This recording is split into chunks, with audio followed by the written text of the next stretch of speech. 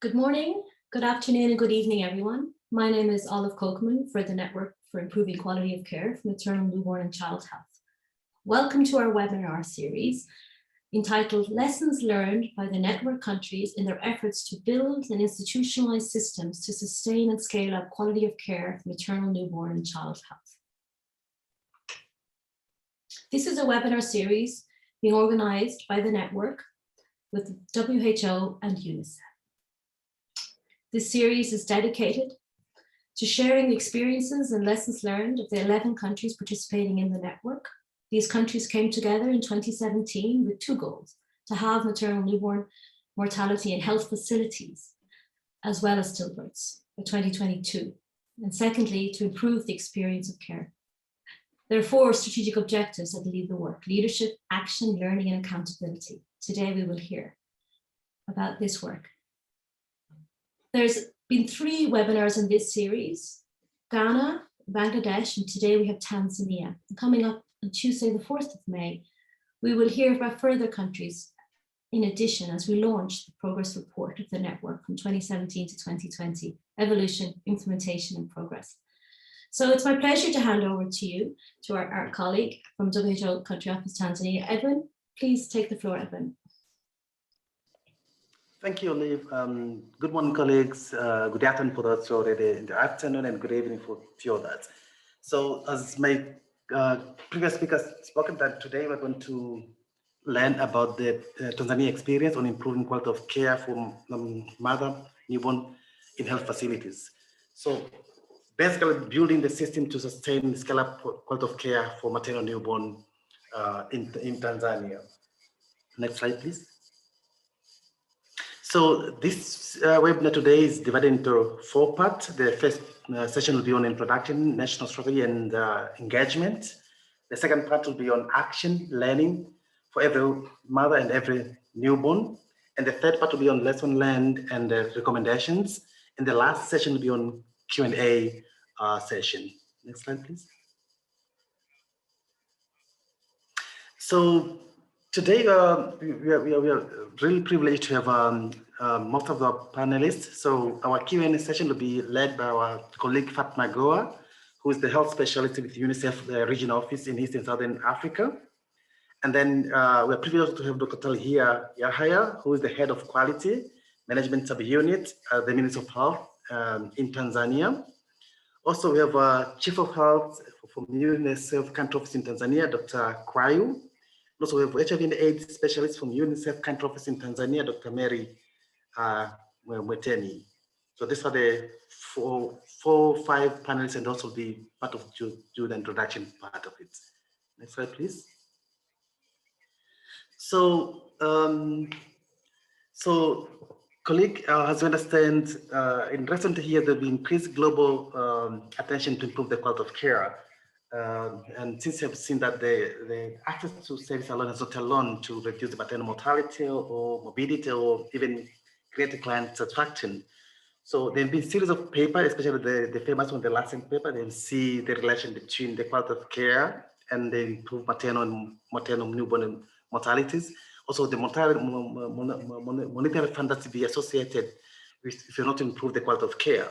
So based on that and the challenge that was seen when we implement the quality of care in Tanzania, the challenge was include, we observe a significant stagnation in neonatal maternal mortality reduction in the country. However, despite that stagnation, also the opportunity exists. Example, we're seeing a good reduction in child mortality reduction in the country. Also, we're seeing increased antenatal and facility delivery in the country. Next one, please. So the standards that was used, there was a 9 core standard to reduce maternal mortality and morbidity that was implemented. And these standards were interlinked standards with intent statements and also criteria to outline the elements needed to meet the standards. So they cut across through the clinical aspect of care, the patient's rights, also some of the cross-cutting issues. Next one, please. So at this stage, I'd like to welcome Dr. Talia to take over the presentation. Thank you. Dr. Talia, you're welcome. Thank you, Edwin. And good morning to everybody else. Good afternoon and good evening. We have the next slide. So looking at perinatal health in Tanzania, we find that neonatal complications are actually the leading cause of death, and 41% of under 5 deaths are caused by neonatal complications. And here we say that 20 neonatal deaths per 1,000 live births in Tanzania.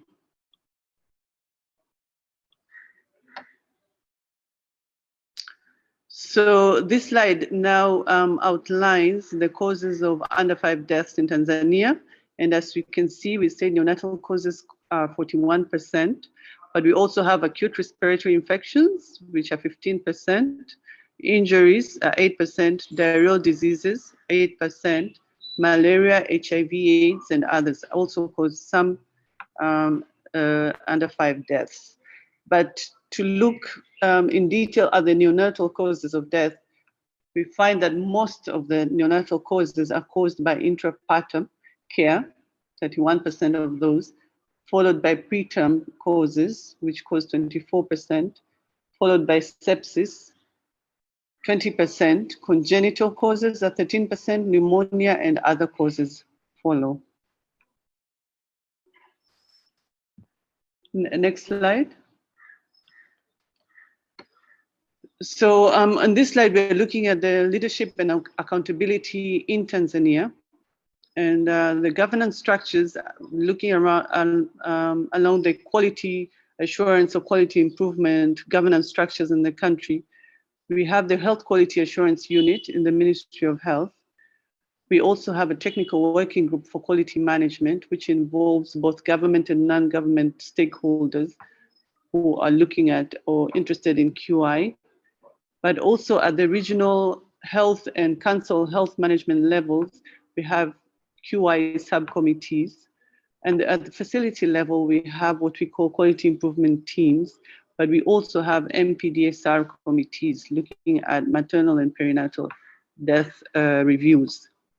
But we also have several national guiding documents, some of which are mentioned here. We have a health sector strategic plan 4. We also have the National Roadmap Strategic Plan to improve RMN-CAH in Tanzania, which we call the 1 Plan 2. We have the Tanzania Quality Improvement Framework. We also have the National MPDSR Guideline, and we also have a document guiding the star rating assessment, which is a performance management initiative for primary health facilities in Tanzania. Next. So I think I'll hand over now to Dr. Cho for the next part. Thank you, Talia. Good morning, everyone. Good afternoon, everyone. I would like to present on the actions and learning part. Next slide, please. So this quality improvement initiative under Every Mother, Every Newborn is implemented in Tanzania in tandem with developing WHO standard for improving quality of maternal and newborn care and health facility. So the good news is that all the works that is taking place while we are implementing the development of the guideline, WHO standard is also in parallel taking a learning into moving forward in terms of developing the guideline. So essentially improving quality of care really is intended to reduce maternal, newborn, and fetal deaths and severe morbidity.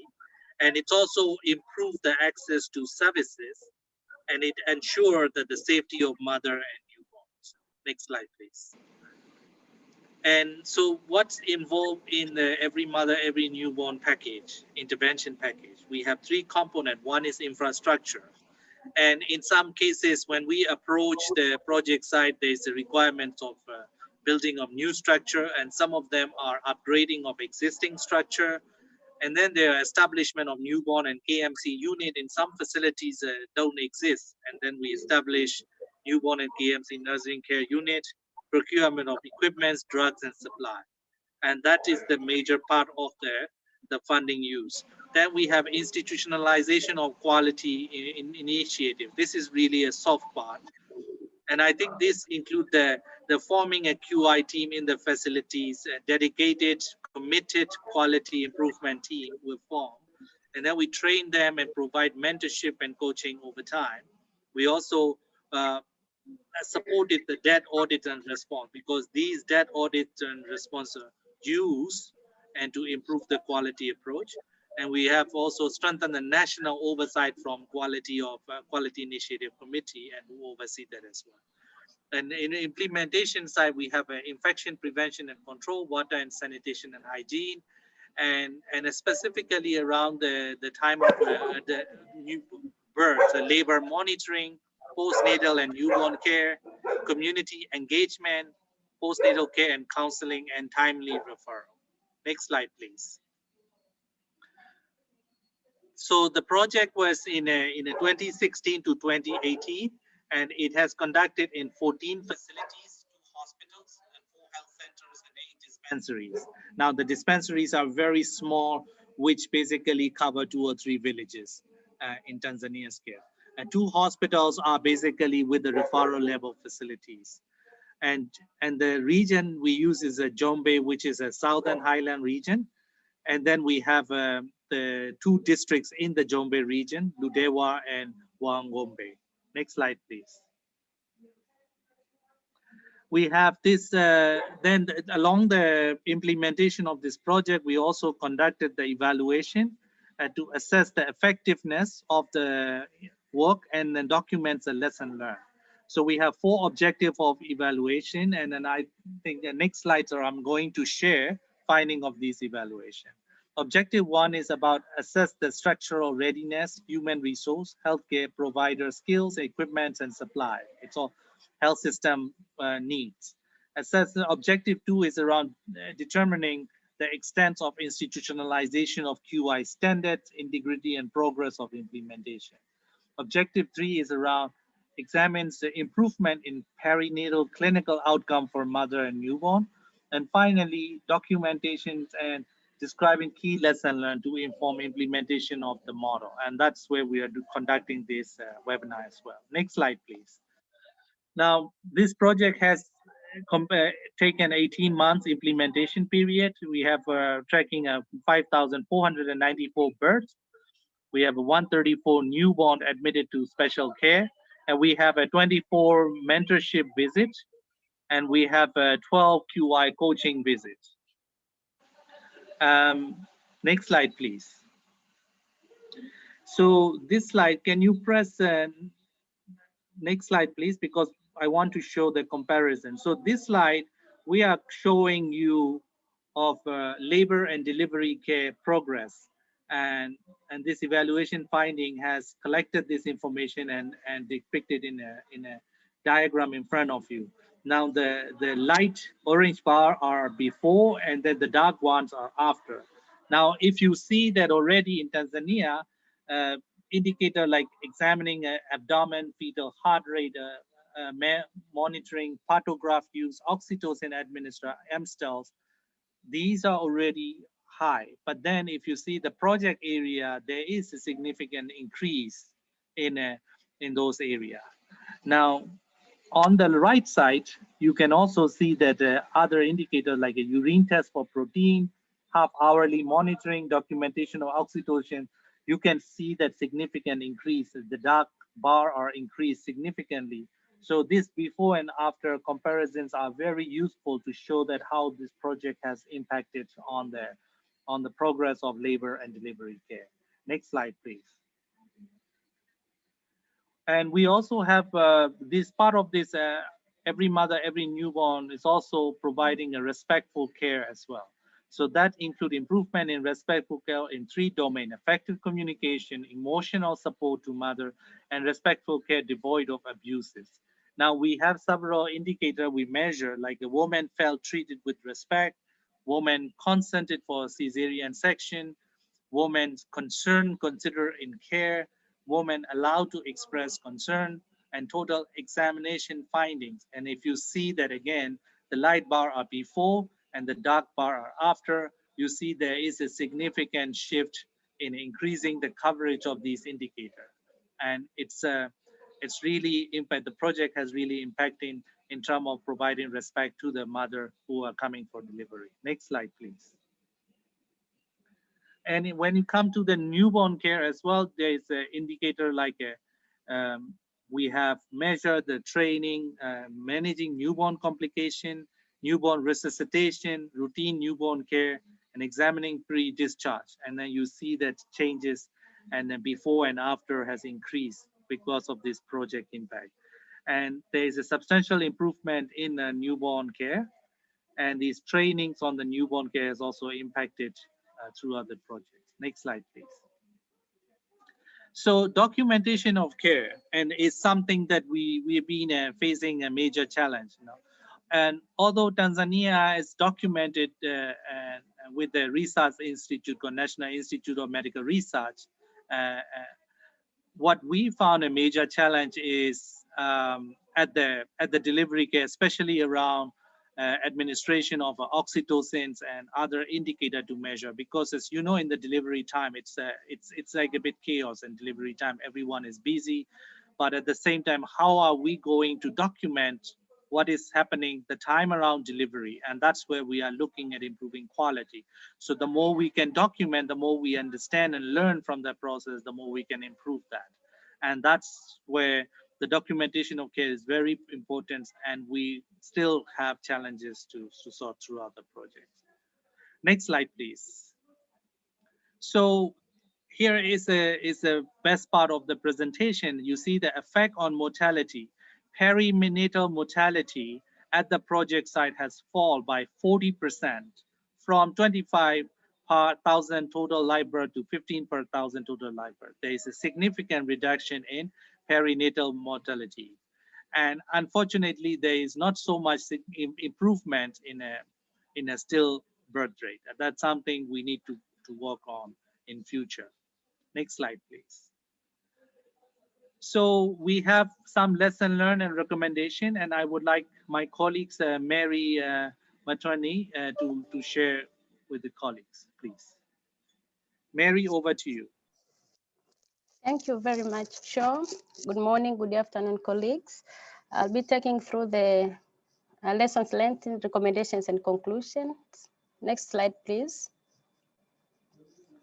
Yes, lesson number one, we learned that leadership and governance at all levels, from facility through national, are key to success and must be synergistic and coordinated. Early engagement with participatory approaches increases acceptability. Next slide. Lesson number two, QI coaching and clinical mentorship. When fully integrated in national strategies, improve clinical expertise, available to support care at all levels, and are important where geographical distance is a barrier. Next slide. Lesson number three, we learned that data quality evolves during QI implementation, and sometimes early improvement in outcomes may be masked by concurrent improvements in data capture. Next slide, please.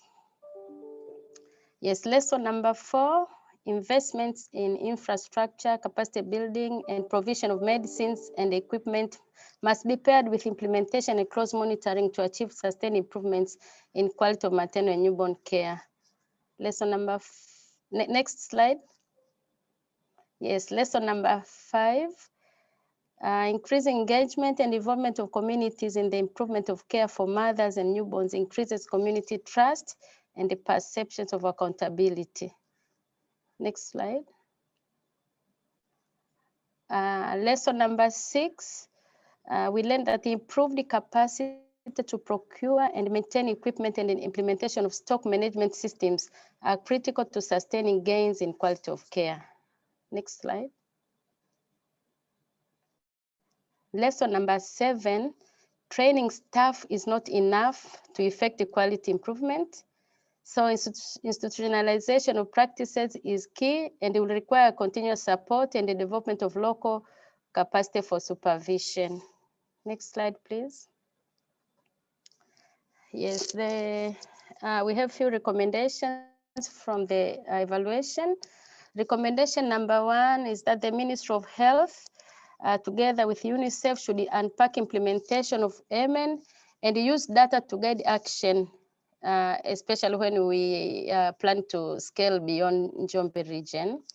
Recommendation number 2, this is at the macro level, the Ministry of Health should facilitate the rollout of QI packages nationally, of course, starting from Njombe, but this should start with redefining the quality framework and harmonizing partner efforts to conform to WHO global standards. Recommendation number 3, substantial capacity investment by the government should aim to build the capacity around the development of conducive structures that conform with the privacy and the autonomy of women in labor, as well as parent-centered care for babies. Next slide, please. Yes, recommendation number 4. Policy should evolve the definition of Tanzania's quality of care vision to local realities of the regions and empower them to mobilize human resources for health.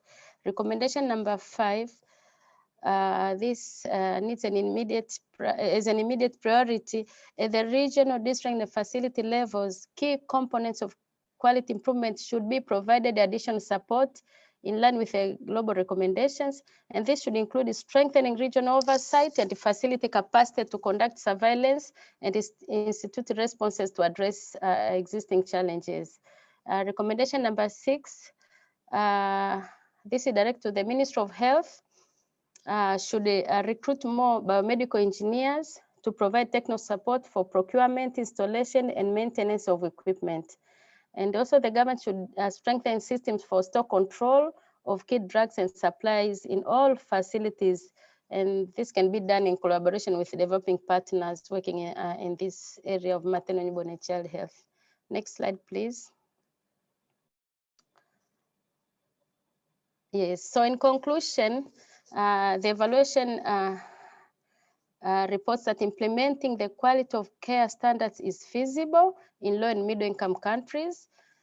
And also implementing quality of care standards in facilities necessary to improve health outcomes. And also sustaining results will require system-wide change and significant technical support. Next slide. Yes, so before I hand over to the facilitator of the Q&A session, I would like, UNICEF would like to recognize and appreciate contribution, partnership, and support from the Ministry of Health, specifically the Productive and Child Section, Quality Assurance Directorate, as well as Njombe region, together with the district health management teams for Wanging'ombe and Ludewa. I would like to also appreciate all the implementing facilities, National Institute for Medical Research, Ifakara Training Center for International Health, the Liverpool School of Tropical Medicine, all the quality improvement experts, and lastly but not least, the Bill and Melinda Gates Foundation. Thank you very much, and I would like now to hand over the Q&A session to the facilitator. Dr. Fatima, over to you. Thank you. Thank you so much, Mary, for that very enlightening presentation by all the facilitator. It was really impressive to see the level of efforts which were made throughout the service provision sides and also throughout the level of care as well, from national to subnational to health facility and community level. And I could hear that, and I could see our participants are very interested to know more about things. And thank you so much for sharing all those wonderful lessons learned. Let me, there are a few questions in the chat box, and others are trickling in. So let me start with any one of you, whoever feels comfortable to answer can answer from the panelist. So the first question is, how intensive was the QI intervention? So our colleague would like to know that there were 12 QI mentorship visits for 14 facilities over 18 months. Any thoughts from the panelist?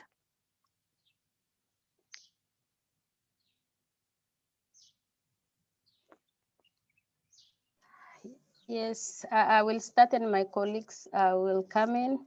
Yes, during implementation, apart from initial capacity building to the healthcare workers in terms of training on maternal health services as well as newborn care, mentorship was part of the one of the interventions which were supported, and the mentorship had different levels. We had mentors from the regional level, mentors from the district level who were able to go down to the dispensary levels, and also some mentorship visits also from the from UNICEF side together with the experts from the Ministry of Health. So really mentorship was part of the implementation, and it was necessary to really monitor and support frontline healthcare workers who are working in the health facilities. Okay, thank you so much, Mary. I totally agree with you that it's not, if I remember clearly the presentation, we had support from Liverpool colleagues, and then you try to institutionalize this approach beyond 12 QI mentorship, but something which was ongoingly being done by your regional and regional mentors also, which are part of the system, if I get it clearly. Okay, so now the second question from many of the panelists, what newborn care training tools have been used? Mary, would you like to take that question? Mary was part of the developing newborn related Okay. guidelines and training. Okay, Mary. Yes, during early implementation in the country, we had the essential newborn care package. This is WHO care, WHO package, which was adapted to Tanzanian context, but also for facilities who were able to establish kangaroo mother care. They were also trained on kangaroo mother care. We have a national package, and also newborn resuscitation. We have the HBB curriculum for those who are familiar with. So all these were used to train the healthcare workers, especially focusing on newborn care. Thank you. Thank you, Mary. And also you had all the mannequins also for HBB, which it was a competency-based training approach, right? Yes, thank you. Okay, so now let me ask Cho the question to you before I move to Talia is what particular community engagements were conducted, and if you could bit elaborate on your Mamana also. Over to you. Yes. So the idea of community engagement into three things. Number one is we are requesting community to send a patient or mother who require early prenatal care and delivery care and then postnatal care. So that's something we rely on. Although facilities are beautiful and running 24/7, community role is very important, especially husband role is very important to help his wife to bring the facility. Second thing is that when they come to the facility, they also need to receive the quality of care and respectful care. And that's information that we wanted to collect it from the community, and through the community engagement, they have feedback on the quality of care. And the third area is around more towards the social accountability. And that's basically the service provider need to be held accountable to the community that where they are providing services. Now, the way we did was using a a digital platform using a UNICEF rapid pro called Mama Namwana, where we have a set of questions around these indicators on what they receive the services based on their judgment. Now, initially, we have to help handhold mother to register into the system and then to check the box on what they feel about the services. Then the second step we did was all the information are summarized into a dashboard, and with the dashboard information, and then we conducted the social dialogue, because the dialogue is important. That's also give a sense of purpose for the community, that by taking the survey, they get to see the feedback. And that dialogue includes the health provider and then the people who provide the feedback. And the dialogue where in the earlier stages were a bit of difficult to manage, but over time they understand each other, they help each other. And that also helped in the community engagement of community who bring a patient to early care as well. So there is a lot of understanding has established through this dialogue. So the Mama Namwana has been quite useful, and in terms of getting a feedback, conducting a dialogue based on their feedback, and then improving the service. And that's between the health facility and the community which are providing the services. Over to you, Fatima. Thank you so much, Joe. I think this is very important lesson learned, where we can, it's a two-way process where there's a feedback loop, and then there's an investment later also, like be it in the capacity of healthcare providers or anything needs to be done at community level for demand generation or service improvement. So thank you so much. And I'm really happy to hear the dialogue and everything which you are doing. Okay, now let's move to Talia. Talia, you mentioned about the national star rating system or for PHC also. So our colleagues would like to know if any of the participating facilities for EMAN got additional stars, or after, or during or after the implementation. And I will also continue asking second question also from you. The second question is, from your experience, where should Tanzania focus? At what health systems level to reduce the stagnation in maternal and neonatal death, and why? And what activities are most important to strengthen this outcome? And Talia, you can initiate, and I would request other colleagues also, Edwin and Cho and Mary, if you would like to add on this second question, which talks about the systems level. Over to you, Talia, first. Yeah, thanks, Fatima. About the star rating, this was initiated, I think it was during the implementation of this MN. And we were planning to have a national star rating assessment around about after the completion of this implementation. But unfortunately, due to various reasons, and one of the reasons being the COVID outbreak, we were supposed to start the star rating in 2019, 2020, but we were not able to carry it out. So we're supposed to have a national star rating assessment, which would have given us data on the improvement in the health facilities, but that unfortunately did not happen. So we're expecting to do the star rating this year nationally, so probably we will get more information from that this year.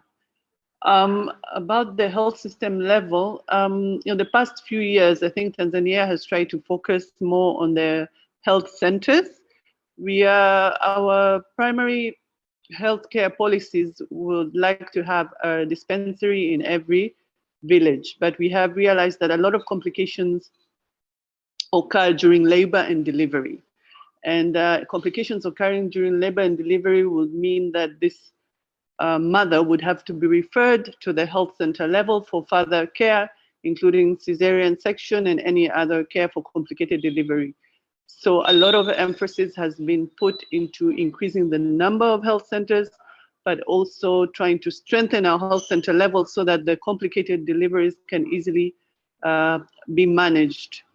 Also at the dispensaries, we find that the healthcare professionals there might not have very extensive experience in managing complications, because they have very few deliveries per month.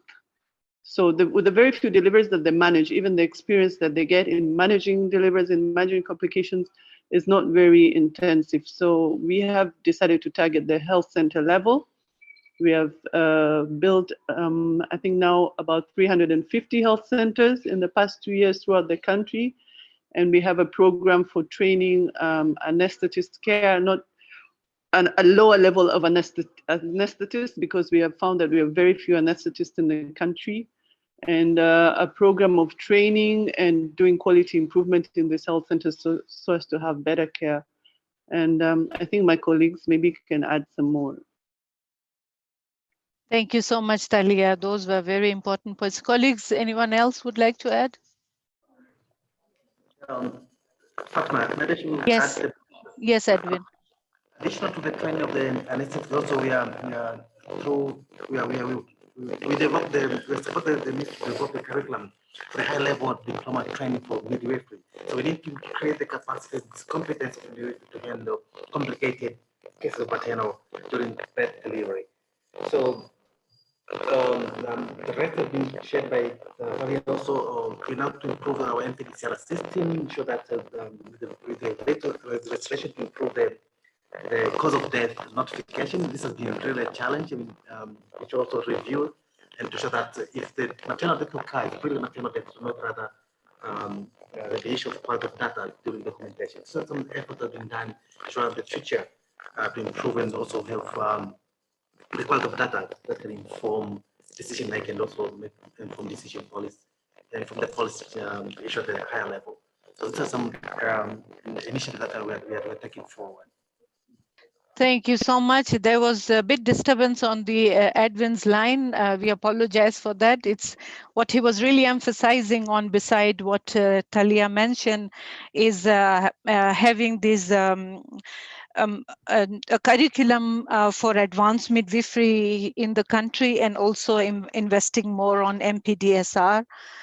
From all levels, from reporting to notification to reporting to classification, coding, and everything, which is a big challenge in most countries in our region. And it's so good to know that it's one of the priority. And also you talked about anesthetists also, and Talia mentioned about the for more emphasis, they do have Tanzania, they have national structures. They want to trickle it down to lower level and health facilities, equipping them with more quality improvement efforts. Okay, thank you so much, colleagues. It's really enriching, and colleagues are asking so many questions now. I'm not sure if I will be able to do a justice with all the questions, but I'm sure my colleagues, Olive and Bletta and team, they're sitting, they're listening, and then they're planning also to give us answers to all these questions in other ways, and how those ways could be, Olive will inform us. Okay. So now we talked about that we said, and I also heard in Bangladesh presentation as well, and now here, that it is possible to implement quality of care standards in low and middle income settings as well. And we also agreed that it needs system-wide challenges, and some of the challenges were being highlighted by Talia already, but we would like to, our colleagues would like to hear a bit more on what are the main challenges during implementation of quality care intervention at selected health facilities. So colleagues, if any one of you, Mary, can you hear me? Hello? Yeah, we can hear you. Okay. If someone from you could enlighten us on the challenges which you observe in the selected health facilities where implementation was done. Over. Right. The challenge is about the health system challenges, because this project has also included the component that provide the support to the health system. Like for example, if there is a need to renovate the infrastructure, water center, and then improving sanitation. We provided support, and to improve that, if you have human resource training or bed and mattress for the delivery room or equipment, medicine, we provided, right? So these are health system support. And I think that's something for us to be able to sustainable improving quality, the component of quality initiative approach to continue, we probably need to fulfill this health system need. Otherwise, the conversation around quality improvement will be all about these needs, and we can't move forward to another step, how to improve respective care or how to improve the delivery room delivery period. So that's the number one challenges we are facing.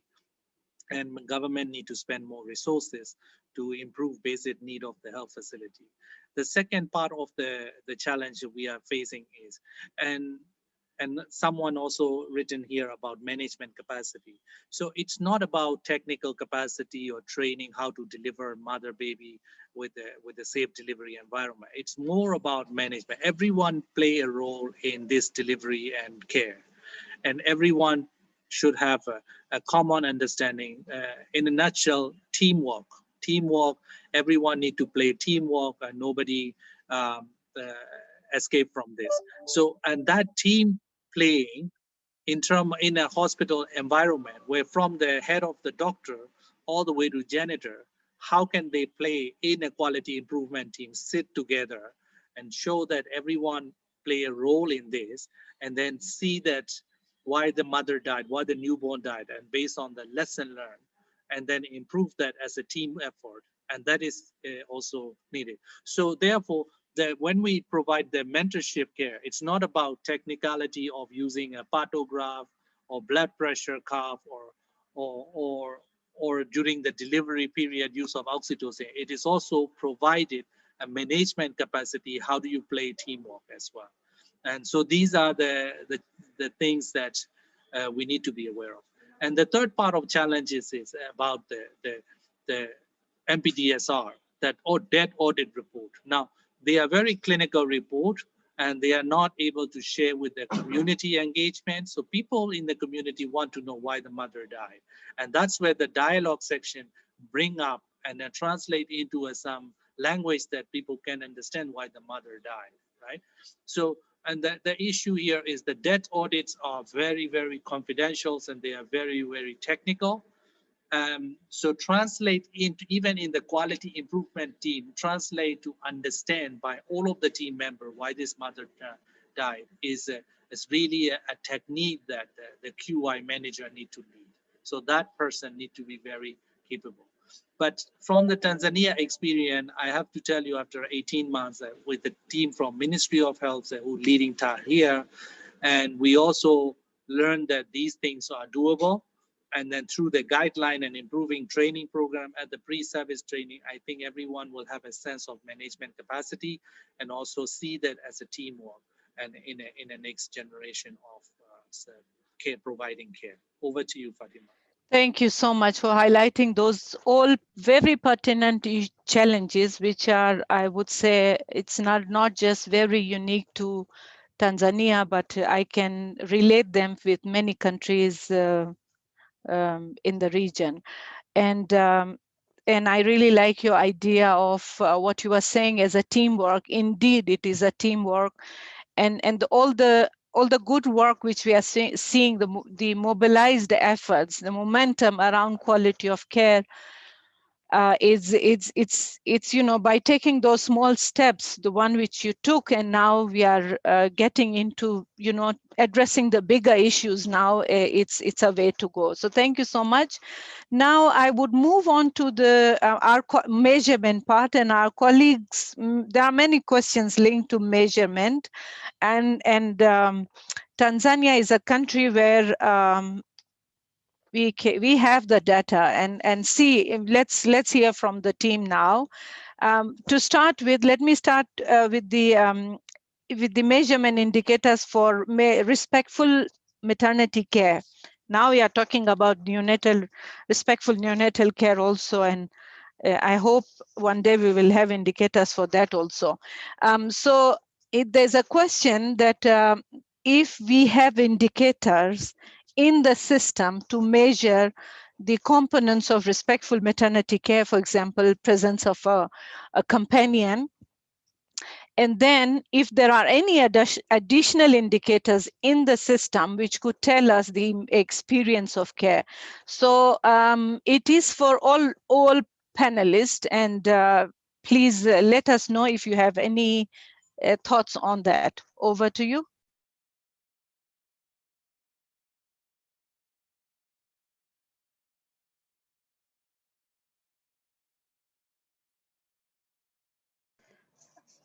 Okay, I will start. This is Mary. This project also implemented some of the approved national policies, one of which is respectful care and dignity. Through this project, this information is not presented in the slides, but it is available in the report. After the implementation, there was some indication of improved respectful care. And as Job presented, most of the women who were interviewed reported that they are satisfied with the services they received.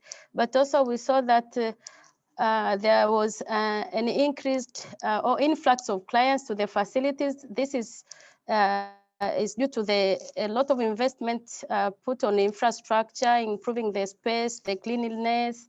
And so the bed capacity was 100%.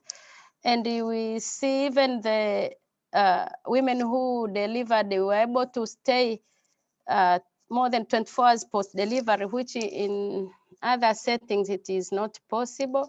So this information is available in the report, but maybe Talia will respond on the if these indicators are in the health system, M&E system, or health system monitoring framework. Thank you.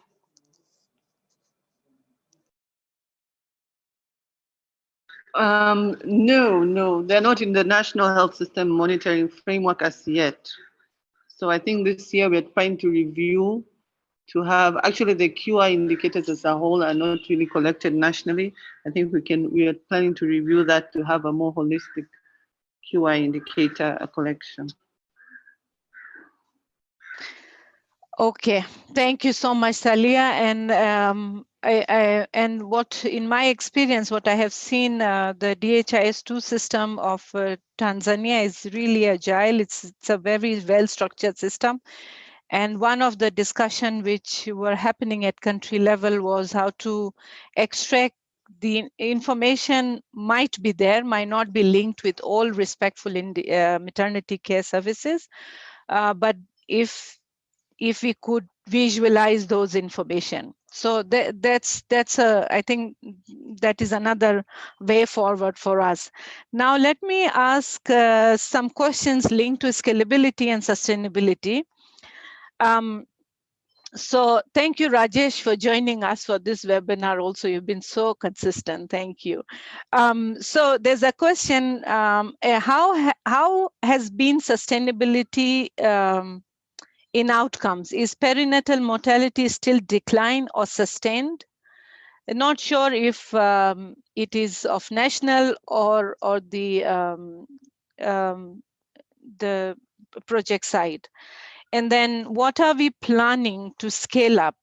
Do we have, from all perspectives of sustainability? This is a question to all of you, WHO, UNICEF, and also Ministry of Health. Please, over to you guys.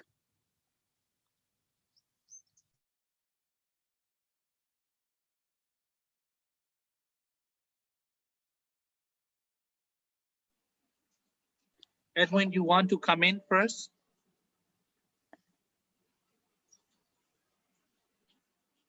Yeah.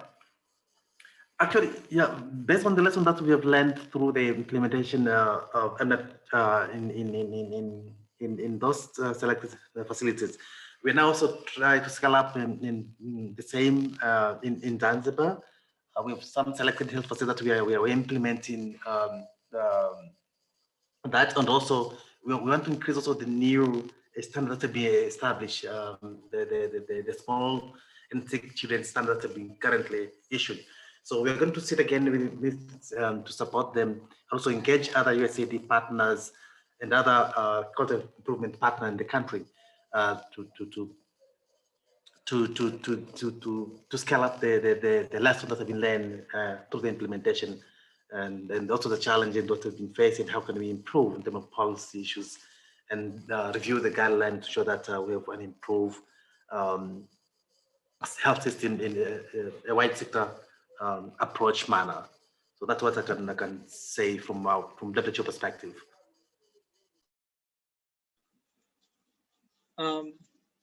From our learning and having a conversation, especially with the Talhir from Ministry of Health, and also we do have in Tanzania is implement district and regional level implementation, a decentralized level implemented. We call it PORAC, President's Office of Regional and Local Administration.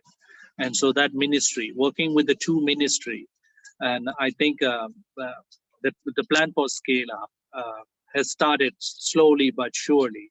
Essentially, some of the introduction of tools in terms of quality improvement standards are already in place in terms of a newborn care, special newborn care guideline and a maternity care guideline. And those are the kind of things that we can do very quickly. We call it low-hanging fruit. And some of the mentorship program are also involved in the professional association, see whether we can take this forward with the pre-service training, but that also tied to the Ministry of Health and PORAC implementation. But more importantly, what is needed is basically the government see the value of improving quality of care, which is urgently needed to save more maternal and newborn life. And so that started with spending more money to those facilities where the deliveries are taking place. And that's where the care is taking place. And then recruit more doctors and nurses and midwives and basic healthcare workers. So these are the essential elements that high-level government can do more in terms of health system support. And that the training and the standards and all of them can follow. And the scale up is basically not easy, but it is doable in a sense that all of the pieces of implementation, we have evidence now and advocating at every level of government, including the parliament level, so that there will be more expenditure continue to take place, more recruitment of staff going to take place. And then that's something we are hoping. And we will continue to the scale up in partnership with all of the partners in the country, WHO, and more importantly with the government like the Talhir team and PORAC. Over to you, Fatima. Thank you so much. Talia, would you like to add anything? Yeah, I think Joe has said it all. So we're from the evaluation of this program, I think we were going to sit down and look at what has worked very well, what has led to the successes in this program, and to see how scalable this is. We have the national documents, and our government right now is very much on doing a national scale out rather than small pilots here and there. So I hope what we learn for this program can be incorporated in the national plans. For example, now we are reviewing the 1 Plan 3. So lessons learned from MN will be incorporated in our 1 Plan 3 so we can have a more clear national rollout plan for this. Thank you.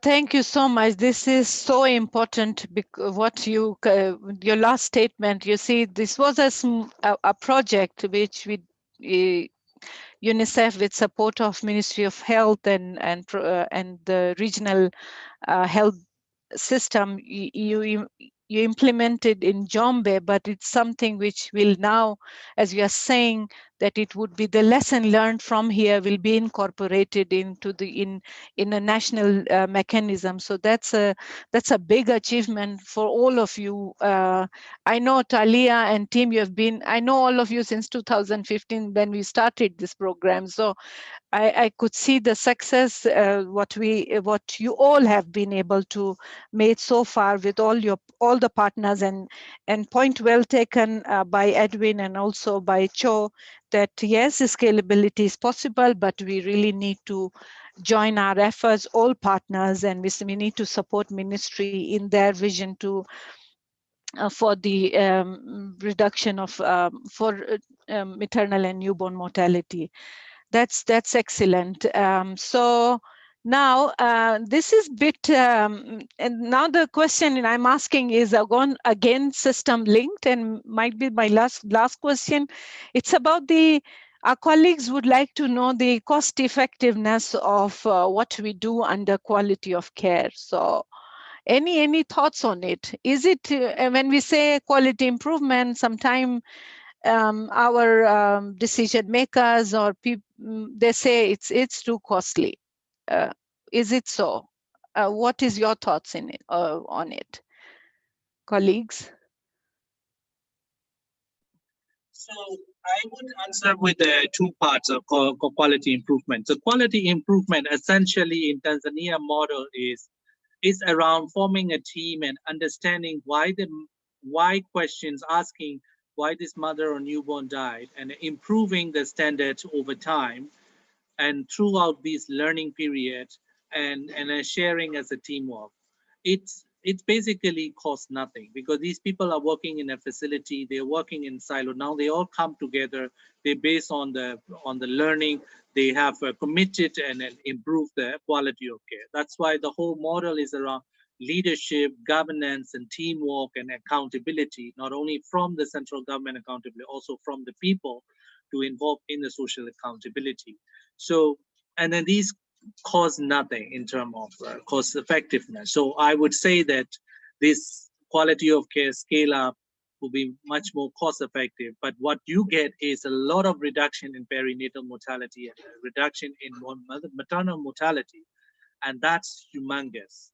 But the project perspective, the second point I have is that how about cost effectiveness of project? And that's something we just started. It's at an 18-month project, and we don't include it as a cost effectiveness measure in it, because we want to give the optimal support at the facility level to see how the reduction in changes happen. We want to measure it. So on that note, I think we renovate the facility, we provide everyone a good enabling environment, we provided support to the mother and equipment and all of that. So there is a substantial amount of cost involved in supporting the health system needs. But like governments in a scale-up plan will do consider as a cost effectiveness and in scaling up this quality improvement initiative. Over to you, Fatima. Thank you. So, can add. Yeah, if anyone else would like to add what Cho said.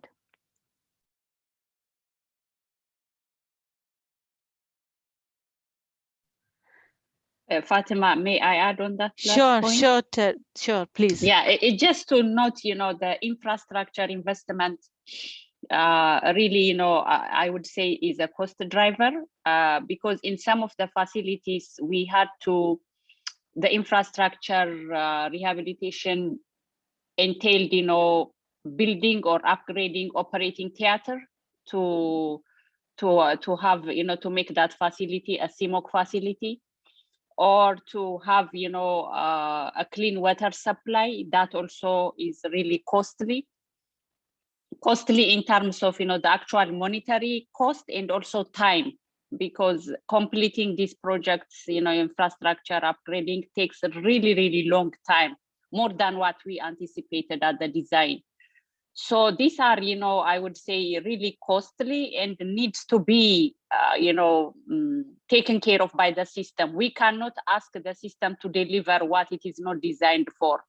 If that AIDS facility is not designed to save a baby born, with a weight, less than 2,000 grams, that's the fact. That facility, how much training you give, how much facility you are assigned, it will not deliver. So I would say these were really the major investment that needs to happen if we want to ensure, quality to be sustained. over. Thank you so much. And I think we are just close to our time. And I would also re-emphasize that, as we said, it's quality improvement needs system-wide approach. And that's where all the shareholders, I should say, not the stakeholders only, but the shareholders who would be benefiting of this, the quality improvement efforts, we need to bring them together from not just health, but other sectors also. Health would not be able to achieve its vision just in itself. But we really need to involve other sectors. It's a multi-sectoral work. We need electricity, we need water and infrastructure and all those things. So it's a partnership which needs to go beyond health, within health department and out of the health ministry. So with that, I should stop here and over to you, Olive. Thank you so very much, Fatima, for your excellent facilitation. This was a very rich discussion today. Thank you to our speakers, Dr. Talia, Dr. Chow, Mary, Dr. Edmund, and Tedba for these great contributions. You really provided valuable insights and understanding to the work in progress in Tanzania on the QI for maternal and newborn health. And it was really excellent to hear this program will inform the national scale up for QI of maternal and newborn child health in Tanzania. To stay engaged, please join us, please continue to participate. We have recorded all these questions. Those that aren't answered, we will be adding them to a community of practice, and we will follow up with our presenters today to continue to answer the questions. So please stay engaged. The link is here for join the community of practice, and you can please participate and pose further questions or share your experience also. The next webinar in the series we will have on the 4th of May, where we will hear more from all the countries, learning across all the countries of the network, and launch the progress report 2017 to 2020. So please join us also, and the registration link is right there for you. Stay engaged. You can find out more of this and other activities by the network if you follow us on the website. And finally, we will be sharing the slide deck, the recording with all the participants today. And you'll get that in your inbox very soon. So thank you all so very much. Have a lovely day. Thank you. Thank you. Bye. Thank you.